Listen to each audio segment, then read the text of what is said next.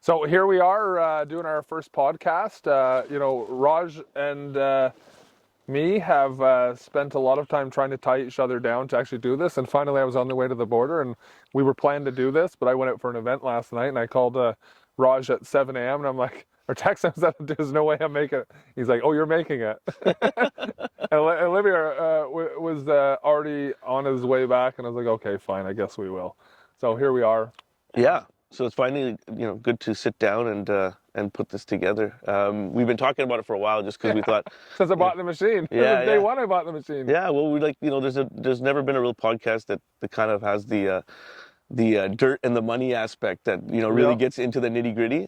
So I think that if we put something out there that people might want to see it, maybe not. I think so too. I think so. I think between us both, like after the time that we've spent together, we've got a lot of knowledge that most people don't.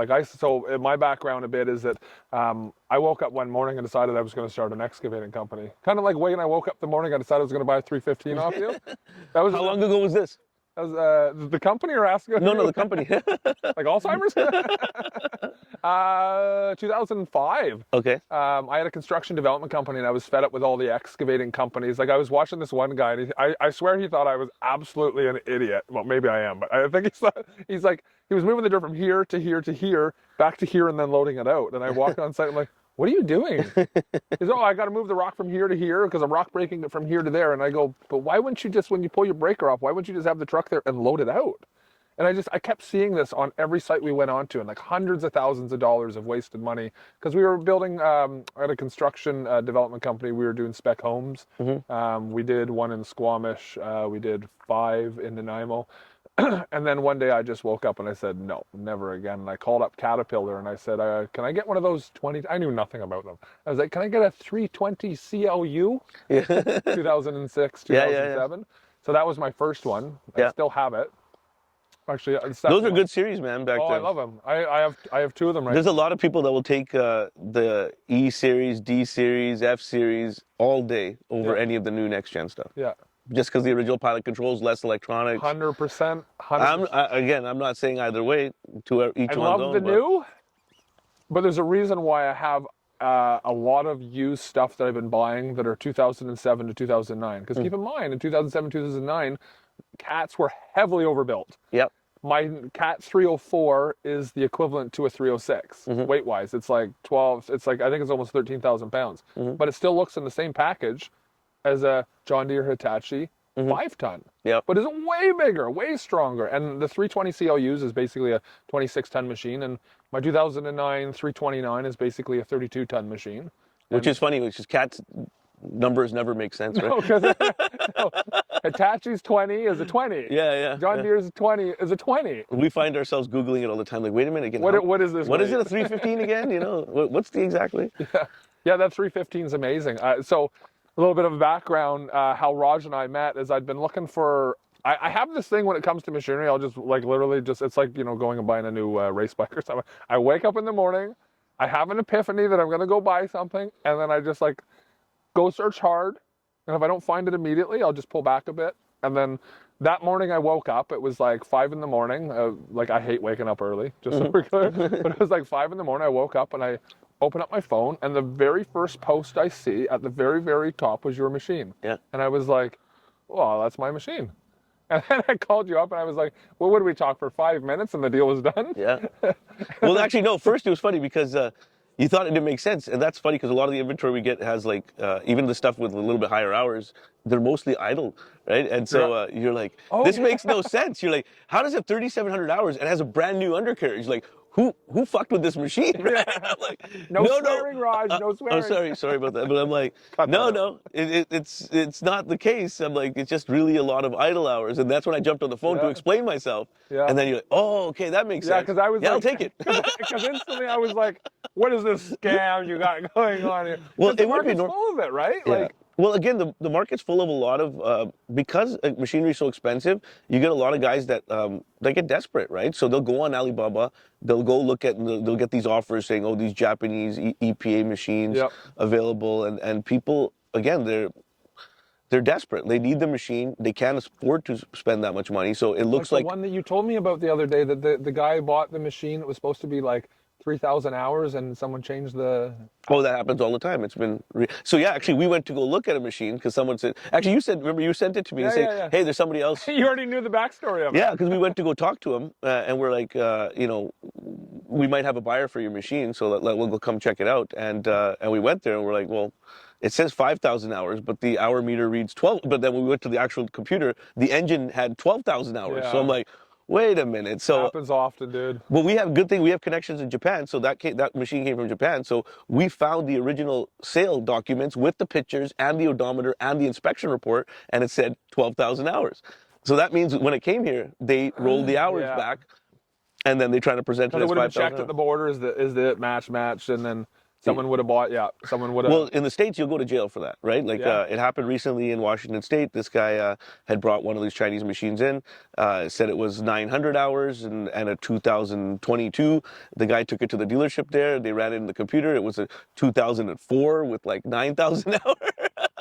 2004, and they passed it off. Well, so then he was arrested for fraud or whatever it may be, but that happens all the time. And that's where it gets mixed up, and you get a lot of That's how those our things. market gets screwed, because we buy all of our equipment on the basis of U.S. dollars. So pretty much I don't know how it is in Europe and Asia and stuff, but in North America, everything is on U.S. dollars. So when our U.S. dollar goes up, so does our equipment. I remember buying stuff in 2013.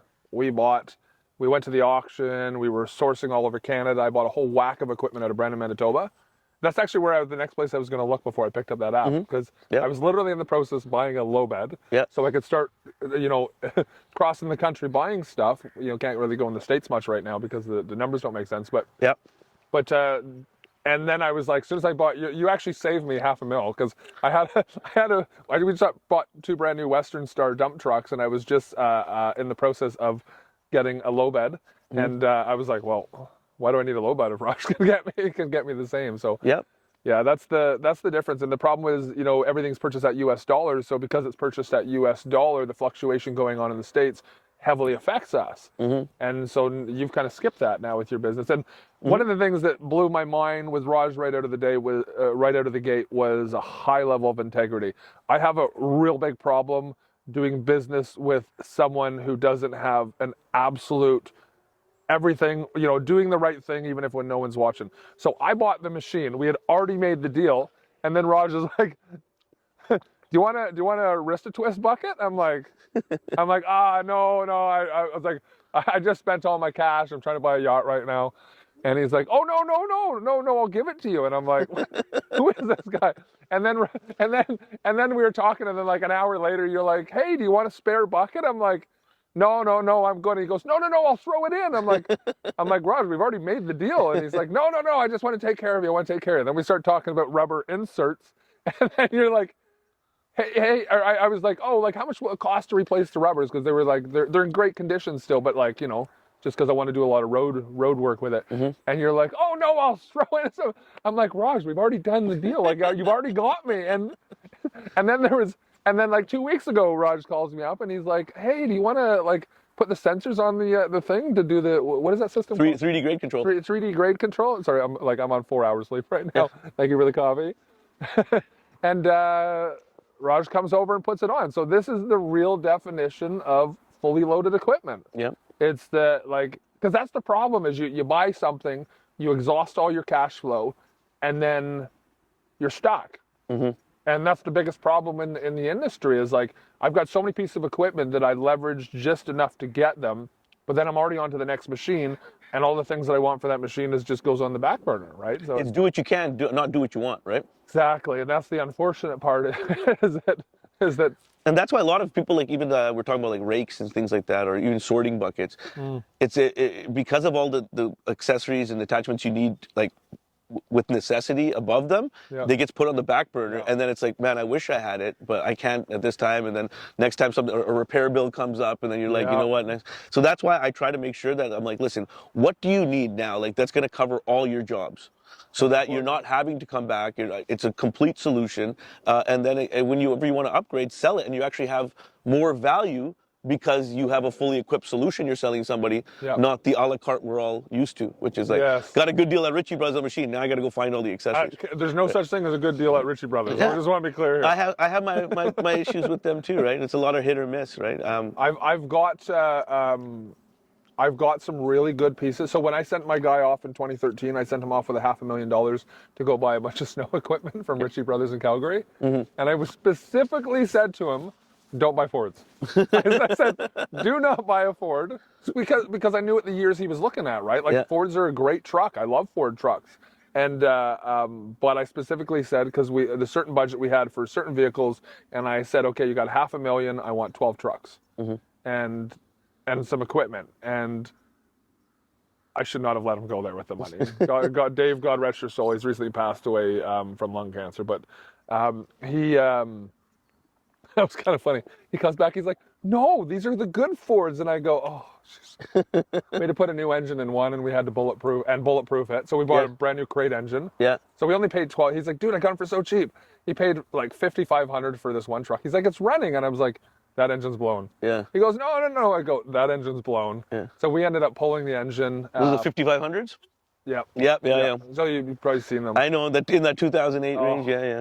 Exactly. We had a couple here when we 2006 and a 2008. When we bought the landscaping company, there was a couple in there, and yeah, they were garbage. Yeah. The owner actually valued them at like 70 grand, 80 grand. I was like, dude, this ain't even worth seven. I put a $27,000 crate engine in, and then I think it was 19,000, and then with bulletproofing and install, it was like 27, and that was at a discount. Yeah, I believe and it. it's still not a $30,000 truck. Yeah.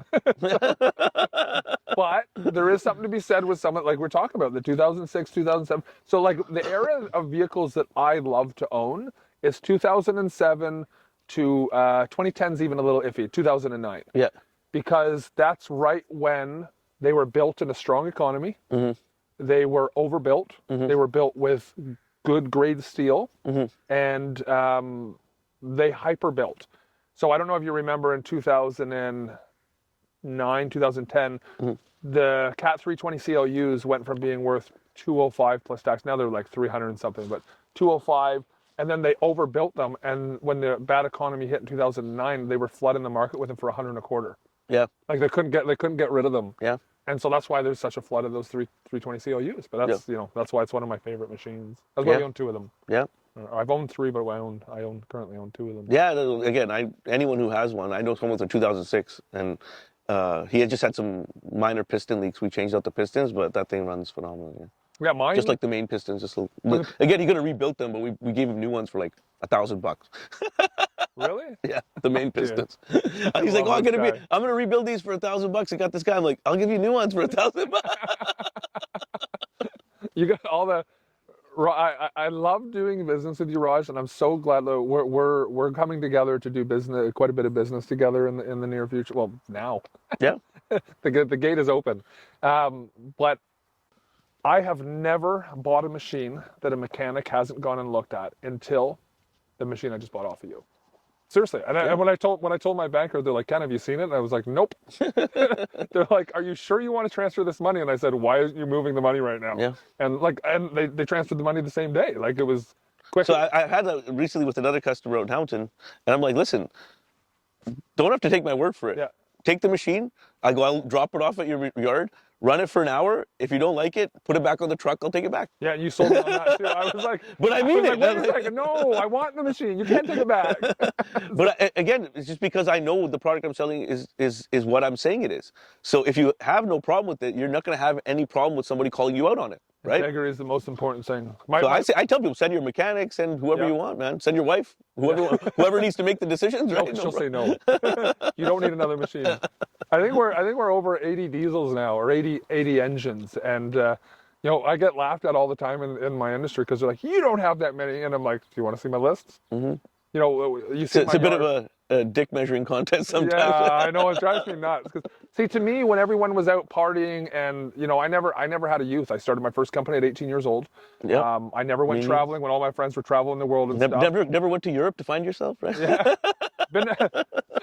I've been to Europe many times, Europe, but all expense paid. I was a professional snowboard instructor, and I met this extremely wealthy family you know, they had a 27,000 square foot marble place in Newcastle Wow. upon Teen, Yeah. a high end, like, you know, Andrew Shearer, professional soccer player, one of Yep. the highest scorers ever. I From know Andrew Newcastle. Shearer, yeah. Okay, Yes. I've got a signed jersey of him. He Nice. was my friend's neighbor, Okay, gotcha. so I like partied with. I'm a some, big soccer fan, so I know that. oh, okay, so yeah, And so an England fan, so.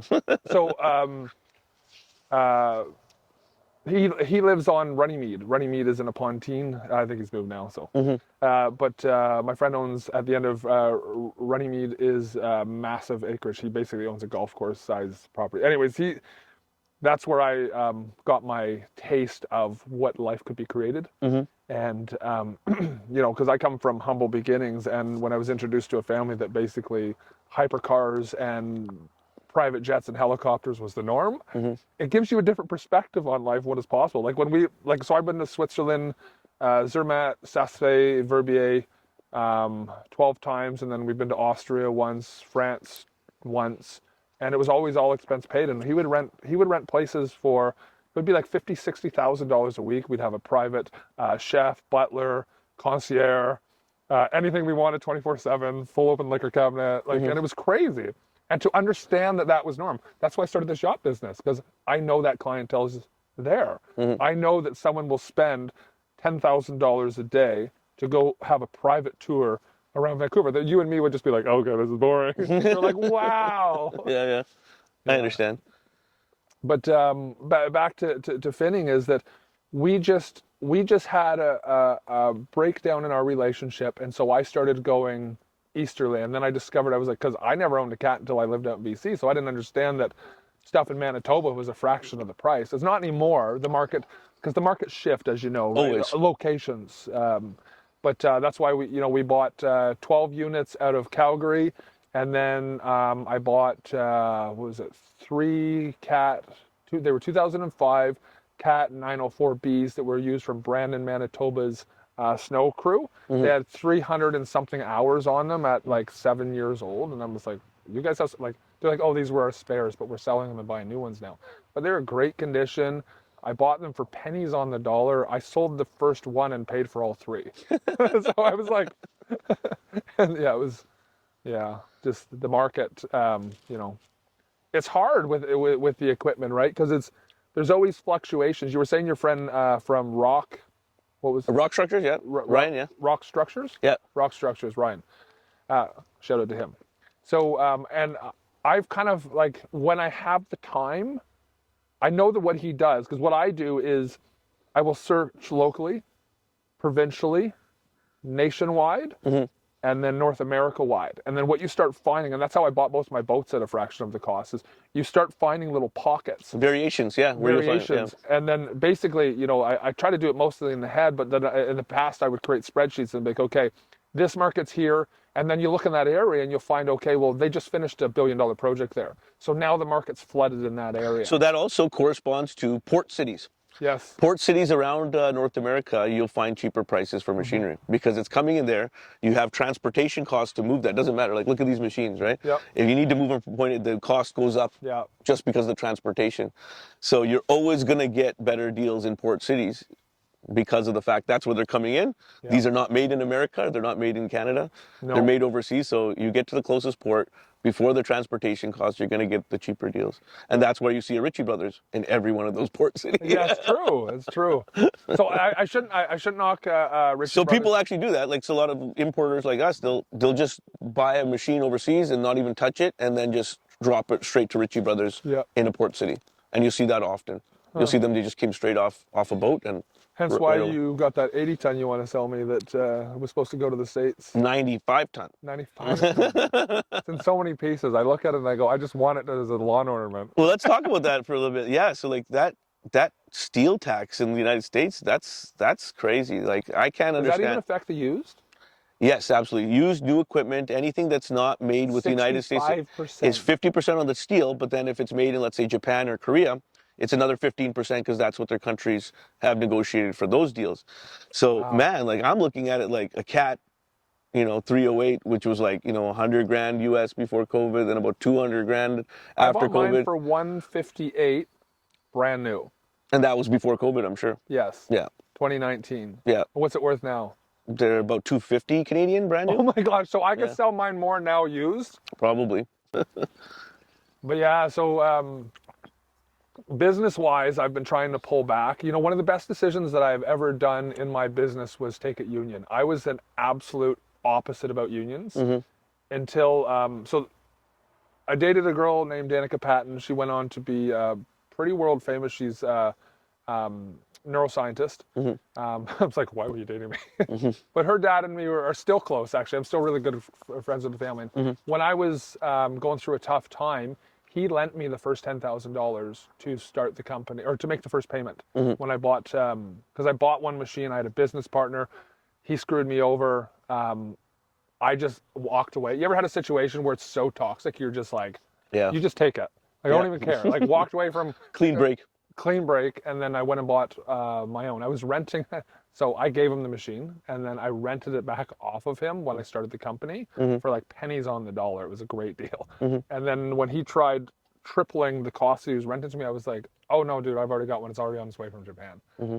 And then it went into a tough part financially, and the father lent me 10 grand for my first payment. And he has a lifetime membership to my company. Anytime he asks for something, I'm like, sort of still. But anyways, he was part of local 115 operator engineers, and he was always one of the hardest workers I knew, and I always thought union worker lazy. It's not true. City workers maybe, but even then I've started to see the reasoning behind the union. You can't have a strong company unless the boss and the employees are strong. If the boss is strong and the employees are weak, you have a weak company. For sure. If the employees are strong and the boss is weak, you have a weak company. Just takes one. Yep. And so what sold me on it was a multitude of things. We have a large snow removal company in the winter, as do you. We were always struggling to get really good employees. And one year I met the shop steward for Hub City Paving. Now it's called Amrise. Really close friend of mine now. And he brought on a team of his union workers. And what was stressful, and I had to look over my shoulder constantly, instantly became I had a solid crew. I no longer needed, because my longest snow day was 90 hours with maybe an hour sleep in between there. After that, I was like, never again. And they brought peace to the storm. And then, so that built up a little bit of strength. And then what really was the final selling of becoming a union company, local 115 operator engineers, it's just amazing. Like even the people, They're well trained. Yes. The union schools are really good. Yeah, best trained. Yeah. So the final sale to me was when I bought that 349. Do you remember years ago when all the bridges washed out in British Columbia? Absolutely. I think it was like Armageddon. Yeah, I think it was eco-terrorism, to be honest with you. I think it was Antifa crap that pulled that off. But that's another that's a whole podcast. But my vehicle was my Cat 349 was sitting on a low bed in Edmonton. Okay. And they were supposed to leave 3 days earlier. They would have missed thank all God. that. They would have missed the highway, yeah. They would have made it. But then that happened, and my machine was stuck for 2 weeks in there. So the guy that was originally, I was trying to save $1. The guy that was originally set to move it was like $13,000 that he was going to move it there, which was cheap. Yeah. Then the bridges washed out, and I had people trying to charge me over $100,000 to move it down through the States or go way up north and around. Yeah. And I was just like, I can't do this. And I'd already given a couple $100,000 for the deal. Yeah. I was just like, I was in a pickle. And then I called the guy who was originally, so what had happened is this, a union company based out of Abbotsford, he's got all the Burgundy low beds. Amazing. Forgive me, we'll have to add his name after. It's just, I'm on 4 hours sleep, I can't remember. But he is a Teamster union. And I thought they were not a really good union because I didn't know. And until this like, oh my gosh, like they saved my butt. So he was originally supposed to move it. And then the person who I bought the machine off of had a friend, no, backing that up. The guy that I bought it off of, I had bought a Cat 924, just like that loader over there, off another guy like a month or two before for the snow company and the excavating company. And he had a low bed, and he said he could move it. And then we discovered his low bed wasn't even big enough to move the machine if everything was separated. So then we had 2 low beds lined up to move everything. And then And I only was using him because it was part of the deal of buying the loader, that if I bought something from Edmonton, so I was just honoring the agreement we had, and I was like, ah, damn, because I really wanted this other guy to do it. That the guy who found me the machine, my low bed in Nanaimo, Cody from Merrifield Trucking, introduced me to the guy in Abbotsford. And so it's kind of like a circle of connections there. And then when this guy couldn't move it because his low bed wasn't big enough, even though it was sitting on the low bed, he tried charging me for it. And I go, dude, that's your responsibility. Like, you should know the weight of that machine when you load it, that you're capable. We have the same thing with our transportation guys. We send them the whole thing, and they send the wrong shit all the time. Yeah, every time. So anyways, so then my machine's stuck there. All the bridges are shut, and all the bridges are reduced down to a 55-ton limit that were still active. Yeah, it was a massive storm. Well, the machine was 55 tons. Yeah. Plus the low bed. We couldn't get it through, but they were moving their own stuff to do it. And I sent one of my employees, he was my he was my manager of the company at the time, around to all of the different union companies and all the different people who were in charge of doing all of the construction on the rebuild. And because we weren't union, even though we had a 349 that they needed on that side, because we weren't union, we couldn't get any worked up. So I was trying to even like get work along the way to help. Yep. Because they needed us. Yeah. And you have the machine, yeah. We weren't union. Yeah, yeah. So I call up that union company and I say, I'm sorry about this situation. You know, and I explained the situation. I said, I had no choice but to use this other company because when I bought the loader, I gave him my word. It was part of the deal. Yep. He gave me $10,000 off, but then he screwed me. And he goes, totally understand. And I go, and I was thinking he was going to come back and tell me it was going to be $100,000. And what ended up happening is he only charged an extra $2,000. So it was 13. He charged me $15,000 only because he had to drop the buckets off instead of running it in one low bed with the buckets and because there's 3 buckets with that machine. There's, you know, altogether, I think we were carrying 140,000 pounds. Wow. So we just brought a second, instead of a low bed, we just put on a flat deck. We put the buckets on the flat deck. Counterweight went on a flat deck. And then the machine just came bare. That's really good because I send a 311 to Toronto was like 7,000.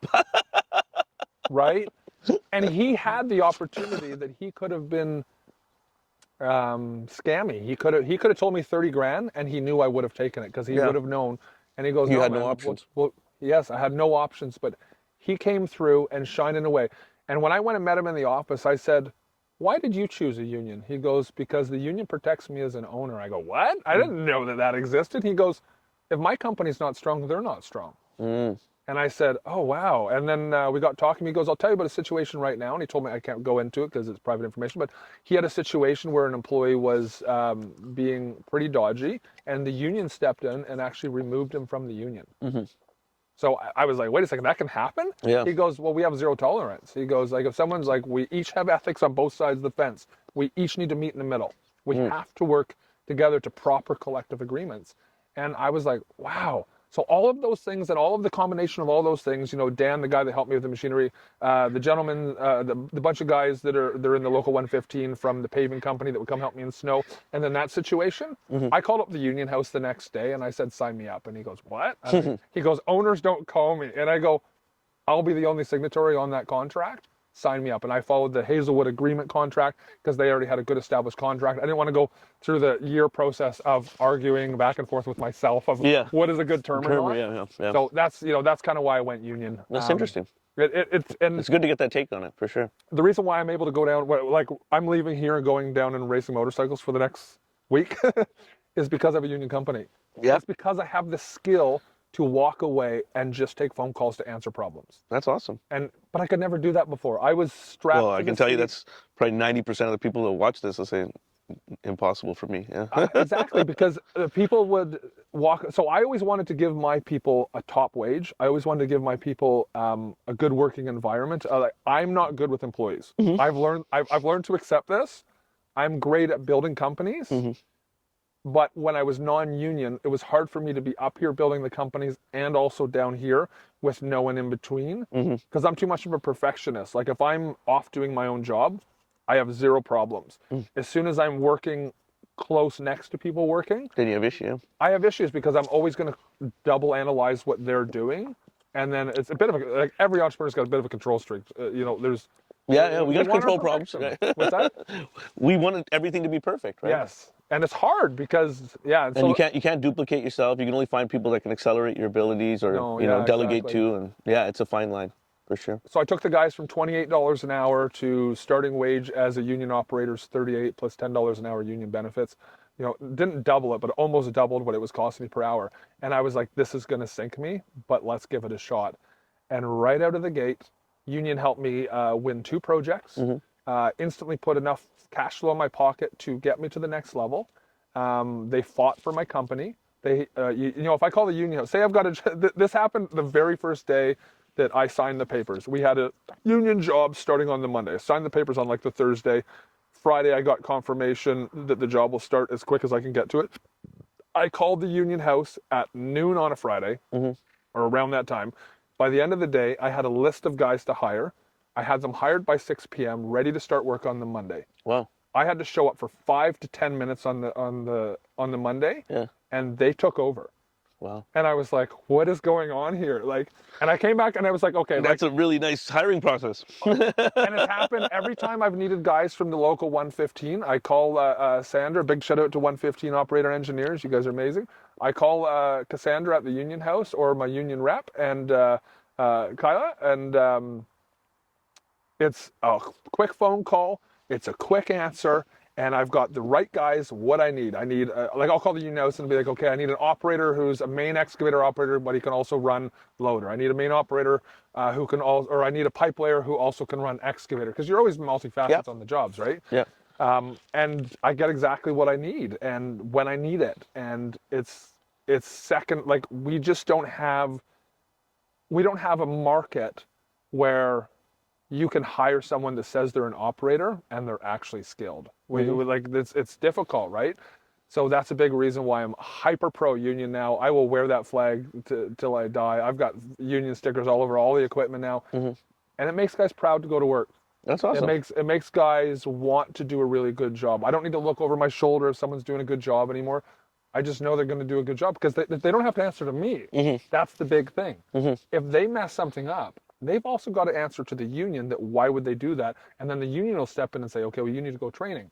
Nobody wants that. Nobody wants to be like, I did a bad job. Now I've got. And then it's going to be that acrimonious employer-employee relationship where you're trying to tell them, but you have that third party that they're accountable to that's going to really enforce that and then kind of keep you separate from that in terms of like, you know, dealing with the negativity if it may come from that employee for having to, you know, go to training or do all stuff. So I can see how that's really beneficial. We're all men. We got egos. We got egos.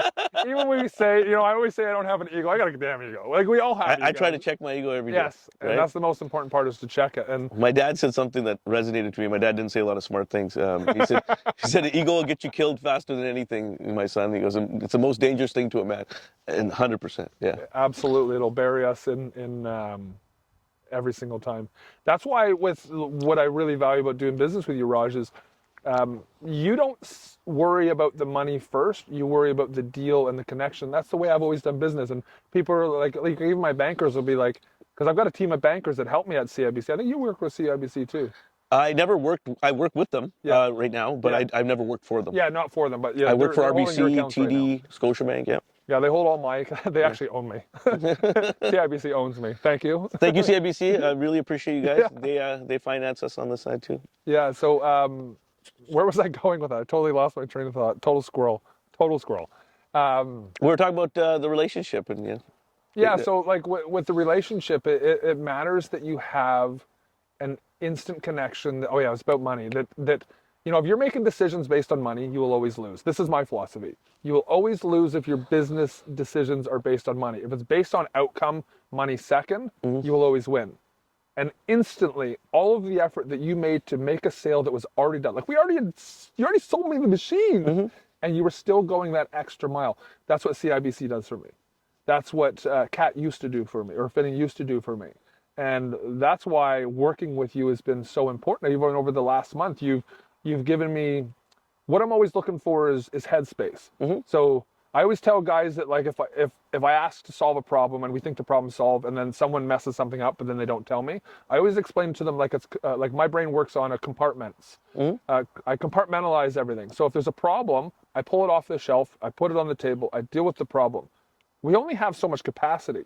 if I take that off of the table and put it back in the compartment, and then I find out later that's where I get really frustrated, Yeah. and it is because then I got to pull it back off the counter, deal with it again. Whereas I'd rather, Be one and done.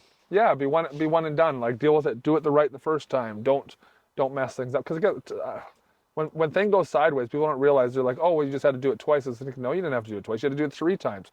You did it wrong the first time. Then you got to undo it. That's 2. Then you got to redo it. That's 3, and it costs a lot. Yeah, especially in construction, those kind of mistakes are very expensive.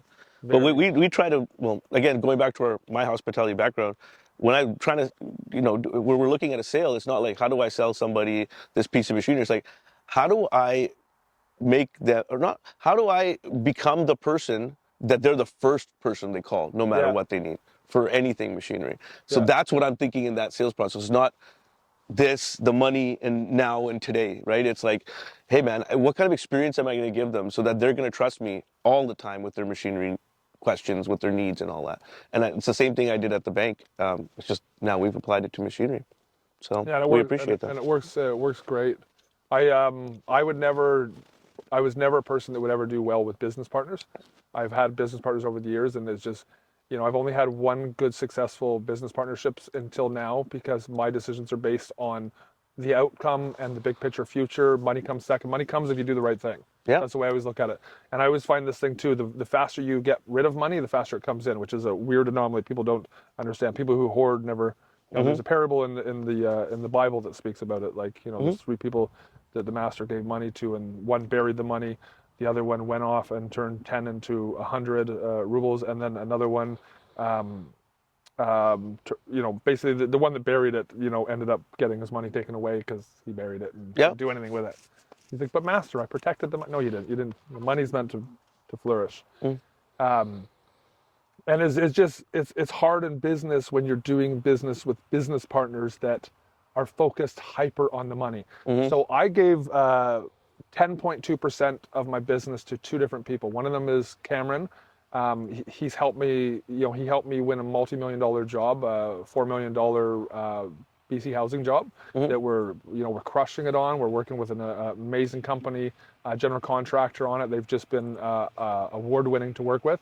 And Jeremy, who I met at the racetrack, who I met at Thunderhill Racetrack, which is Northern California. And then we exchanged numbers, but we didn't chat.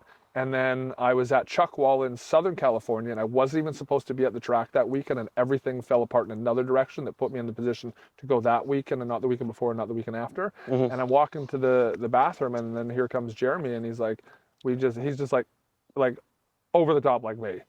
He's just like, dude, what are you doing? I go, so glad to see you. He comes running after me, gives me a big hug.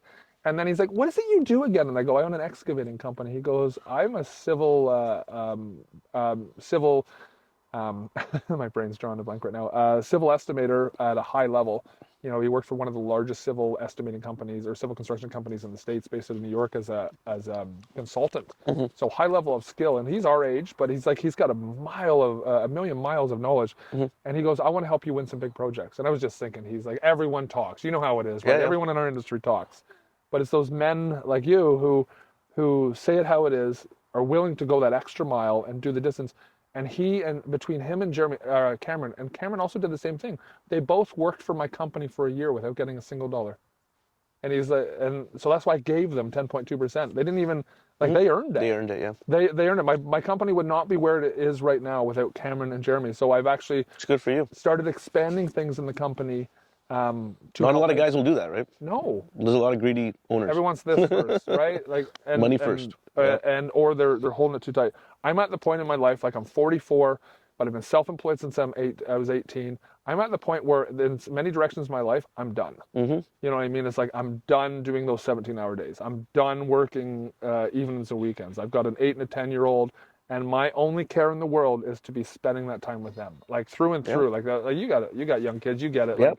Love spending my time with them. Yeah, it's like I don't think there's anything more important than just being present with your kids and being a good daddy. Like there's too many dads that just don't give a crap. And to me, it's like, honestly, it's got to be the most important thing. So with all of those things that have happened in the company in the last couple of years, it's the most important thing for me is to surround myself with easy people, right? Like working with you, like that was an easy People are deal. gonna make your life easier, take more off your plate. That's who you Totally. want to surround. You're not people that are dragging you down, Yes. that are putting more on your plate. Yes. That's counterproductive. Yeah. Yeah, it's like they're taking all those boxes on the shelf and they're putting it all on the table at once, and I'm like, it's like, I'm with you, and I think on that note, it's a great note to finish our first podcast. I Yeah. think we did a great job. Yeah, I think it was. Hopefully, we gave some information out there, and me and you both talk really fast. So hopefully, people got something out of it. But I think, we'll do more of this. Yeah. Maybe not unless last minute. We'll plan it a little bit better. I wasn't even supposed. I was supposed to be here, and then I was like, no, I'm going to the border. I got it because I got a Ducati dealership right now waiting to. I gotta go sign my mortgage documents for my new to refine. Oh, not refine, but like my mortgage renewal.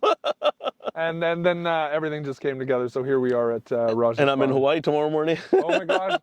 And you did the same thing with your passport that I did 2 weeks ago. Yep. Put it through the washing machine. Yep. I couldn't believe it. I got Two peas in a pod, man. Two peas in a pod. This will be good. So we're opening up a new location for fully loaded equipment on Vancouver Island, just north of the airport. We will have lots of stock of buckets, wrist to twist, machinery, whatever Raj and I can come up with that we can put there. He's got a lot of shipments coming in. We're going to probably have some of those houses there, so you can pan to that after. And Sounds good. thanks for everything, Raj. Appreciate you. Thanks, buddy. Yes. See you guys.